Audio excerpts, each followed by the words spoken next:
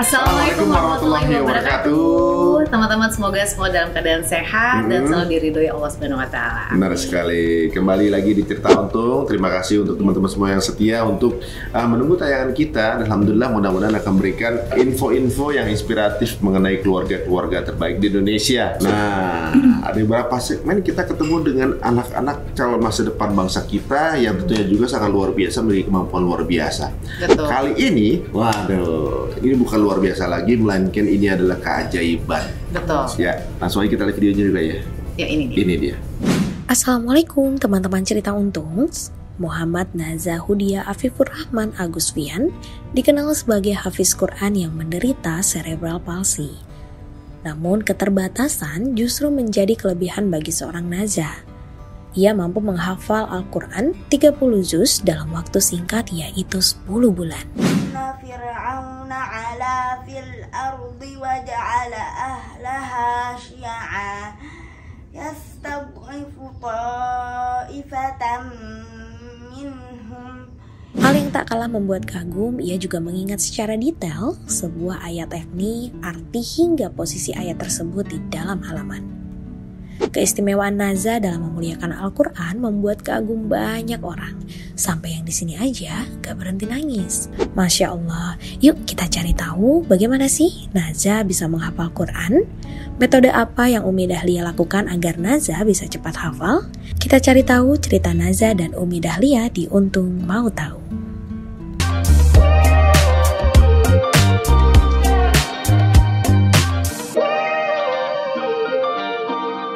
Oke teman-teman, pasti udah kenal semuanya bahwa Naja adalah seorang anak yang berumur 9 tahun di saat itu. Tapi beliau ini sudah mengikuti hafiz Quran dan ternyata sudah hafiz dari hanya memerlukan waktu 10 bulan untuk bisa menghafal Quran 30 juz. Dan ini langsung membuat semua yang merasa terlahir dengan normal gitu itu ya, merasa nggak bisa menghafalkan Quran ya, karena ini luar biasa sekali dengan keterbatasan cerebral palsy, tapi ternyata Masya Allah luar biasa bisa hafal. Langsung aja kita akan ngobrol dengan Naja dan Umi. Assalamualaikum Naja. Waalaikumsalam. Masya Allah. Aku tuh ngeliat kamu pas waktu di hafiz Quran, terus pas hijrah fest ya, dan alhamdulillah ketemu lagi di sini, Masya Allah. Sekarang kamu umurnya udah berapa Naja? 13. Udah 13. Baru kemarin ulang tahun. Baru kemarin. Masya Allah, barakallahu fi umri. Kayaknya sekarang lebih ini aktif ya. Alhamdulillah, karena sering murojaah. Oh, itu salah satu kan. juga Jadi ya? saya udah berhentiin terapi bicaranya. Jadi terapi bicaranya sekarang dengan murojaah. Jadi ketika gitu. waktunya terapi, dia murojaah 1 juz, kan itu melatih ya. Bismillahirrahmanirrahim. Qasim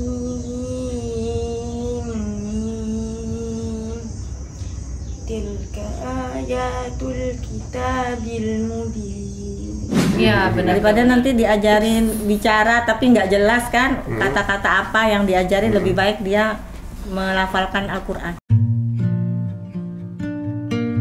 Siapa kalau sampai sembuh banget udah jadi satu metode pengobatan baru nih. Bisa jadi, kalau sampai sembuh banget ya. Insya Ibaratnya Allah, orang ini insya belum Allah. pernah ada pola gini sebelumnya, nggak taunya terbukti. Naja sekarang ngomongnya udah lebih Iya, lebih banyak juga ya. Iya, Nah. karena waktu kita ngikutin terapi bicara itu kan yang selalu diajarkan itu kosakata yang baba, wawa gitu. Jadi pikir itu nggak ada maknanya gitu. makin Jadi mundur lagi ya, padahal Naja iya, udah bacaannya jadi ya. lebih baik bahasa kalimat Al-Quran itu kan udah Iya. sempurna sekali gitu. Jadi itu sih niatnya dulu. Jadi sering dia melafalkan ayat suci Al-Quran, kita niatkan syifa. Alhamdulillah. Masya Allah. Udah Ya. bagus Itu sekarang. metode penyembuhan, metode pembelajaran, dan insya Allah ya pelan-pelan udah ketahuan ya apa Iya. namanya menuju kebaikannya ya. Masya Aduh, Allah. Nah. jadi orang-orang merasa lah, mengingat sesuatu itu membutuhkan kemampuan otak ya kan. Untuk mengingat mengingat Al-Quran, wah berat dong kayak gitu. Buktinya dengan cerebral palsy yang keadaan mungkin kalau ngomongin otak ya, orang mungkin menyangka ini sesuatu keterbatasan, tapi Naja udah mendobrak itu Membuktikan. semua gitu ya. Jadi kalau kita sekarang nggak kena, wih lihat bosnya diri sendiri sih. Itu juga nggak apa-apa. Iya benar. Umi, ini saya penasaran nih. Heeh. Awal mulai seperti apa sih Umi bisa membentuk anak seperti Naja gitu? Atau hamilnya apa dulu hamilnya nih? Iya, jadi sebenarnya sih dulu tuh nggak ada bayangan gitu ya. Kita punya anak hafiz karena background kita kan memang bukan dari hafizoh, bukan dari pondok pesantren gitu. Jadi agak jauh lah kalau ngebayangin nanti kita punya anak hafiz Quran gitu kan. Nah, tapi waktu itu kondisi kehamilannya bermasalah. Ya, Oh, jadi mulai emang dari udah ketahuan pas lagi hamil itu udah dari saya sendiri gitu, kata dokter ini kandungannya lemah gitu, jadi benar-benar harus dijaga gitu kan, ini hamil kedua. Ya udah segala macam, kebetulan kan profesi saya apoteker. Nah, apoteker, jadi udah konsultasi sama teman-teman, konsumsi obat penguat kandungan nggak bisa juga, tetap ada flek gitu kan. Akhirnya kita pakai Al-Quran gitu. Oh, itu selama kandungan itu tetap ada flek-flek gitu karena memang Tetap. lemah gitu ya Lemah kandungannya. Jadi pertama kali dengan pakai Al-Quran itu buat nyembuhin ini maksudnya? Enggak, artinya gini, waktu ke dokter kan bilang gini, ibu tuh harus istirahat Bed total, rest gitu terus ya. sambil dengerin musik klasik, ya kan Mozart, apa kan musik klasik Iya. bagus kan, itu nanti bisa pintar bayinya, jadi tenang di dalam gitu. Ya udah kita cari nih musik-musik klasik tuh, kita setel di kamar kak, ternyata kemudian kok beda gitu, jadi kayak jantungnya malah semakin deg-degan gitu denger musik-musik itu, kayak nggak nyaman gitu, kayak saya gelisah gitu. Saya kasih tahu lah ini suami, Pak kok nggak nyaman ya denger ini gitu, kalau nggak nyaman nggak usah gitu, katanya dokter kan yang mana bikin nyaman gitu. Ya udah bikin nyaman apa, untuk denger murotal aja gitu.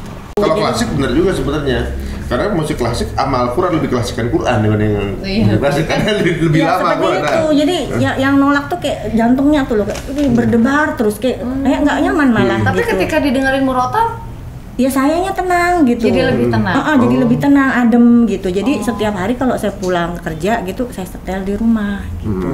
Ya setel aja supaya Setel tenang aja. aja, Jadi, setel aja. ini nggak pokoknya ada benar-benar niat apa-apa untuk ya Sifa aja deh ya. Penyembuh. Penyembuh Diniatkan supaya sebagai penyembuh. paling enggak kalau kita tenang sebagai ibunya, janinnya Anaknya juga insya Allah tenang. tenang. Ya, itu Oh, aja gitu. sih gitu. Umi, tapi ketika di kandungan tuh udah ketahuan belum sih bahwa Belum, anaknya cerebral agak susah palsy? kak kalau untuk cerebral palsinya karena kan gangguannya di otak. Nggak kedetek ya Nggak gitu ya? kedetek. Nggak ada, sekarang nggak ada sesuatu pun yang bisa ngedetek kalau untuk lumpuh otak cerebral palsy ini, karena kan benar kerusakannya di otak. Kecuali kalau secara cacat fisik ya Fisik baru yang mungkin bisa kelihatan kedetek ya. gitu. Nah, terus pas udah kelahiran, ini apakah langsung ketahuan atau nunggu usia berapa baru ketahuan bahwa Cerebral Naja? palsy. Ya kalau itu tergantung kondisi cerebral palsinya, kan itu ada tingkatannya. Kerusakan otaknya itu ada tingkatannya, ada yang berat, ada yang sedang, ada yang ringan. Kalau yang berat itu dari sejak lahir itu bisa kelihatan, ya karena dia dari mungkin matanya nggak bisa melihat, Oh, susut ininya dari nangis. ini Nah, juga tapi kalau kelihatan yang ya? sedang itu butuh proses untuk bisa tahu. Karena anak-anak yang terlahir dengan cerebral palsy itu dia seperti lahir anak normal. Dia nangis, dia bergerak seperti apa. Cuman kan gerakannya kalau anak kecil tuh kan masih gerak refleks ada. Ya dia nangis, dia menendang itu semua di anak cerebral palsy ada. Cuma ketika dia udah berumur 4 bulan, di mana anak yang normal yang lain itu bisa ngangkat kepala, bisa miring kiri, miring kanan. Nah, anak cerebral palsy nggak bisa. Kontrol ototnya tuh yang nggak bisa. Gitu. Itu baru ketahuan berapa bulan tuh? Paling nggak dari 4 bulan udah ketahuan. 4 Kalau bulan. untuk Naja waktu itu 4 bulan. 4 bulan itu kita udah mulai curiga. Karena kan Naja nggak ada silsilah keluarga kita yang seperti Naja. Jadi kita nggak tahu ini Naja kenapa sih gitu. Jadi karena lahirnya tuh prematur, terus dia masih 9 bulan juga masih lemah, itu kontrol otot-ototnya nggak bisa. Ya, pokoknya kita gendong tuh kayak bayi besar. Sampai umur 1 tahun. Tapi gini, kita kan melihatnya seperti ada kesulitan pada Naja. Tapi Najanya merasa itu kesulitan nggak sih gitu? Enggak. Naja, kamu ngerasanya gimana? Enak-enak aja? Enak-enak aja kan? Santai aja kan? Gak ada masalah kan? Aman aja ya. Kan? Iya benar. Oh. Kita aja yang lihatnya capek. Iya. Kita capek ya duduk. Padahal dia enggak. Oh, enggak santai aja ya. Gitu. Sakit enggak duduk terus dia sampai kita pijit gitu. Enggak. Oh. Nah, Umi, berarti ketika tahu nih Naja, berarti kan udah langsung cari pengobatan atau alternatif ke dokter dan sebagainya gitu ya. Lalu berapa lama akhirnya Umi ya udah menerima bahwa ternyata Naja istilahnya divonis lah ya sama dokter bahwa mengidap cerebral palsy ini. Jadi kalau kita sebagai ibu kan biasanya lebih sensitif ya ke anaknya. Tadi saya dari umur 4 tahun tuh udah curiga. Cuma saya nggak pernah ngomong ke papanya. 4 bulan ya? 4 bulan udah curiga. Kayak ini gimana gitu. Tetap ada di dalam hati nih kayak ada yang ini nggak ya, bener. feeling seorang kayaknya, ibu ya. Iya, kayaknya nggak seperti ini. Cuman saya tahan terus gitu. Tapi tetap ikhtiar. Artinya saya nggak cerita sama keluarga gitu. Bahkan sama suami juga nggak pernah saya bilang ini anaknya kok kayak ada kelainan gitu, nggak pernah. Jadi ya udah Bismillah aja ambil doa gitu. Apa yang saya lihat agak kurang tuh tak doain gitu sambil dipijit-pijit gitu. Terapi ke rumah sakit, pokoknya banyak lah ikhtiar kita. Ternyata saya sama papanya tuh masing-masing punya pikiran sendiri.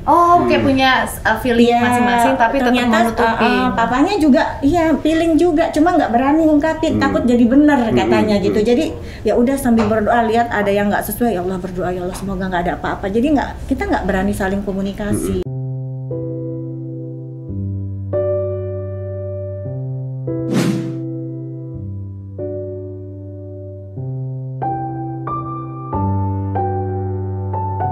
Sampai akhirnya ketika udah diperiksa ke dokter saraf, ya dokternya bilang kalau Najah tuh cerebral palsy. Gimana tuh perasaan gitu. saat itu? Ya karena udah dari awal feelingnya ketika dengar itu udah bener nih. Kayak konfirmasi aja. Iya, konfirmasi aja sebenarnya. Ternyata benar gitu. Tapi kita nggak tahu jenisnya tuh seperti apa gitu. Jadi searching itu malah shocknya tuh setelah di rumah. Nah, jadi waktu dokternya bilang ini anaknya ibu terdiagnosa cerebral palsy gitu. Apa dok cerebral palsy? Jadi nggak mampu dia ngurus dirinya sendiri nanti gitu kan. Jadi seumur hidup nanti akan butuh bantuan terus katanya karena sekarang ini belum ada obatnya seperti itu.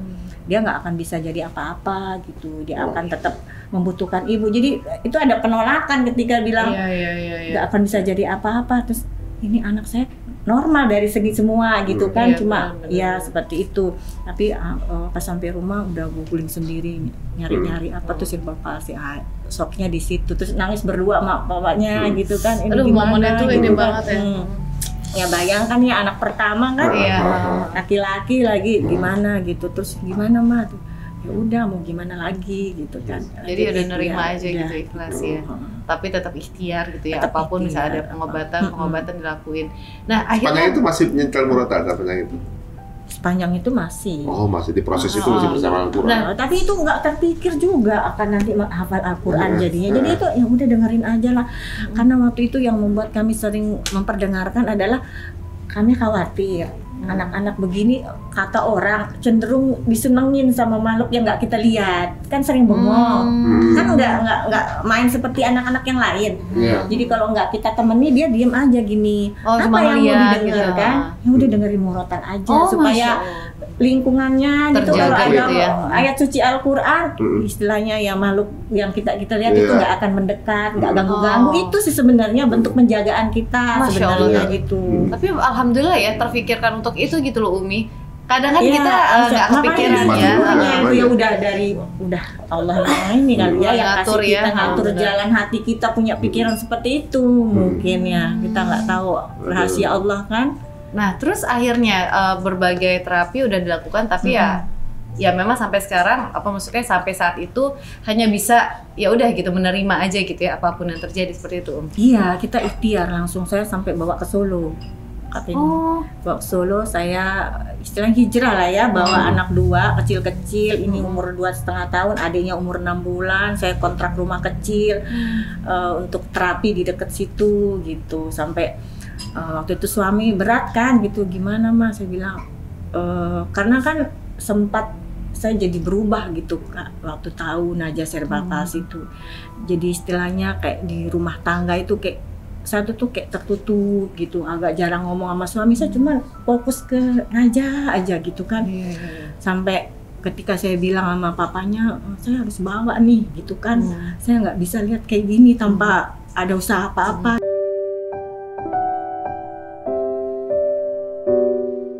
Gitu. Terus gimana kata papa kan, saya kerja di sini nggak apa-apa, saya berani bawa anak 2 kecil-kecil gitu kan, terapi lagi, udah nggak apa-apa, saya bilang daripada saya lihat begini terus nggak kuat. Karena waktu itu umur 2,5 tahun bener-bener saya nggak bisa bayangkan dah, udah bentuknya udah nggak kayak sekarang gitu.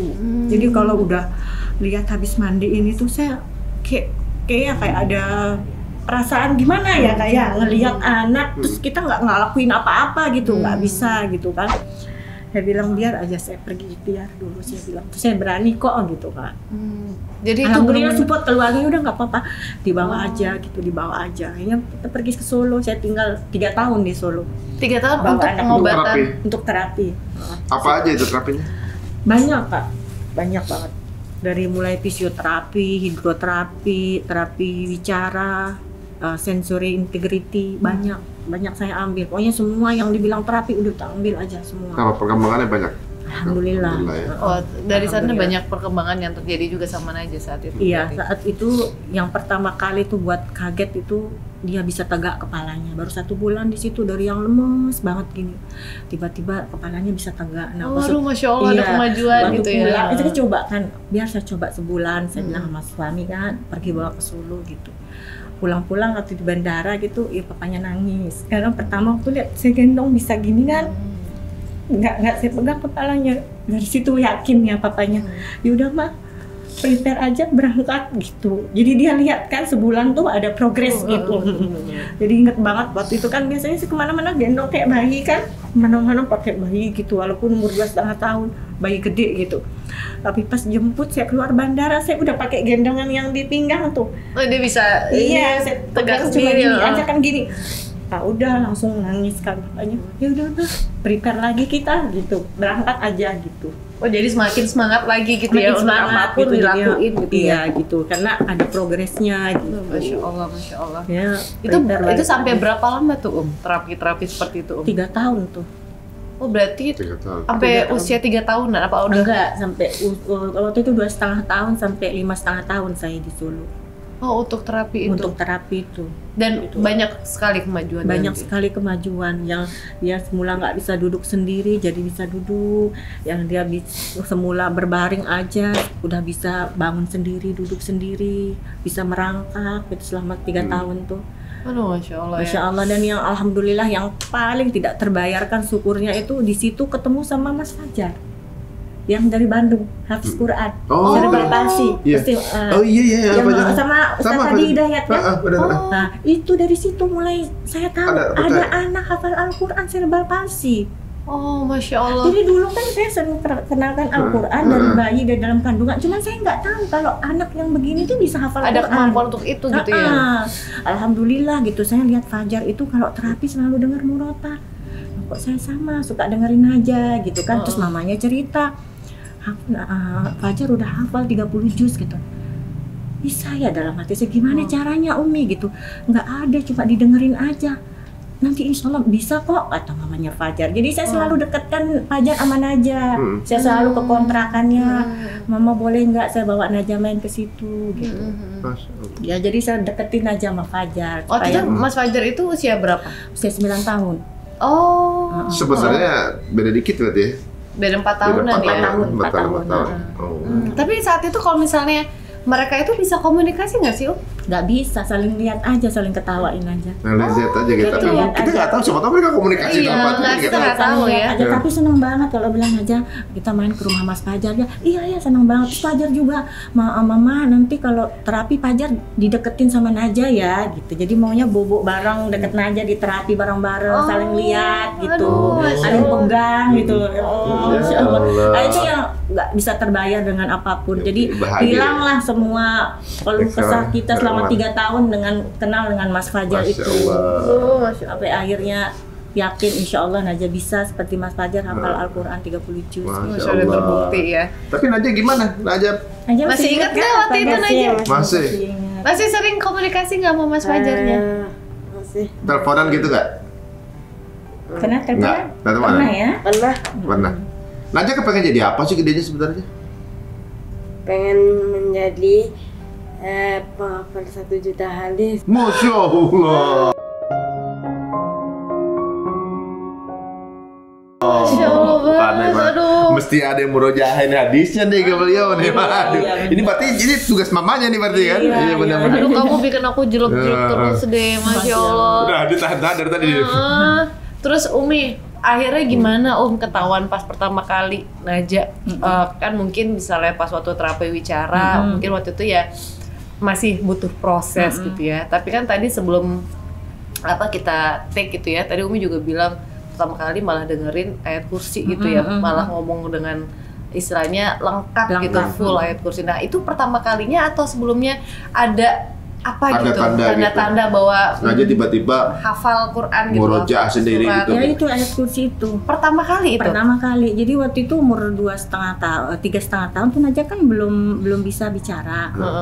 Cuma bisa satu kata mama gitu. Meong, 3, mama, papa, sama meong. Kamu suka kucing? Gitu. Karena sedang banyak kucing kan di rumah waktu kecilnya tuh gitu. Nah terus karena dari saran Ustadz tuh kalau punya anak gitu, kalau mau tidur kan bacakan ayat kursi, terus ditiup ubun-ubunnya.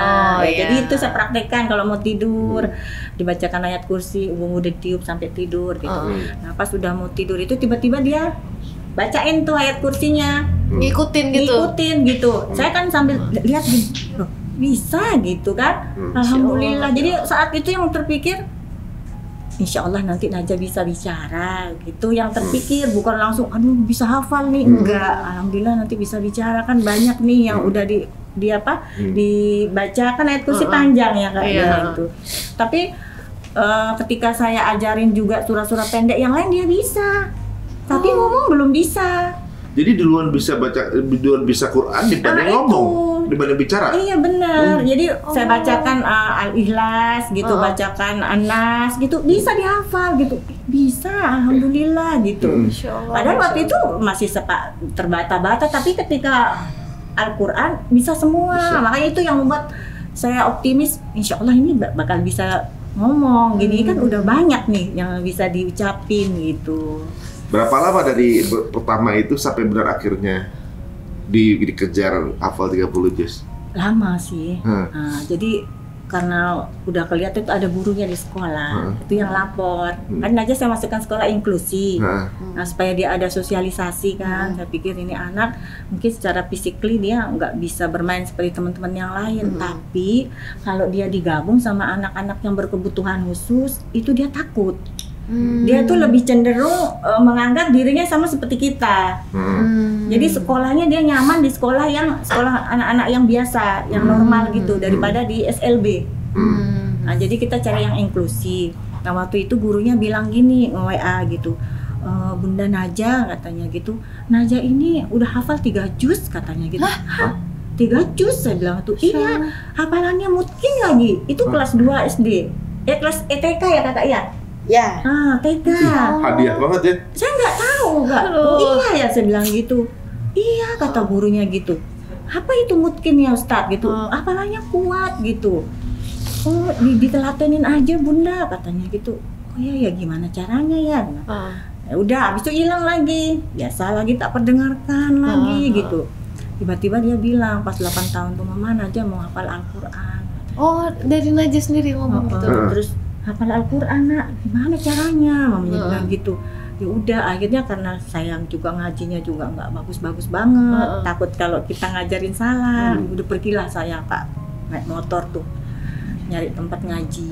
Masya Allah. Gitu kan. Terus satu tempat gitu jadi ditolak gitu kan. Terus tempat kedua juga tolak lagi, ketiga juga ditolak lagi gitu. Kenapa? Katanya takut ganggu katanya.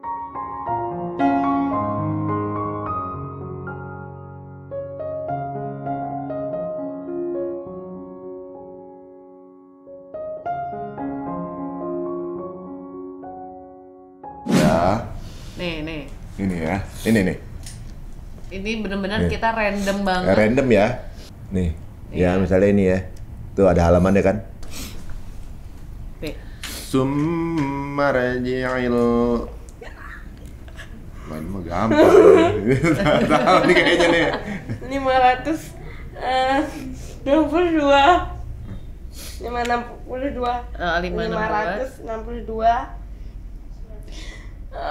surah Al-Muluk ayat 4. Coba dikompletin. Ini dari setiap ayat ini ada kata kunci nggak sih? Kalau di sini dibaca ini pasti 78. Iya, Ada yang gitu. ngasih tahu nggak sih kamu tandanya gitu? Ada bisa sendiri. Apa? Bisa sendiri. Bisa sendiri? caranya. Kamu inget aja gitu? Iya. Oh. Aku Yang mau- ngajarin siapa ingat begitu? Nggak tahu.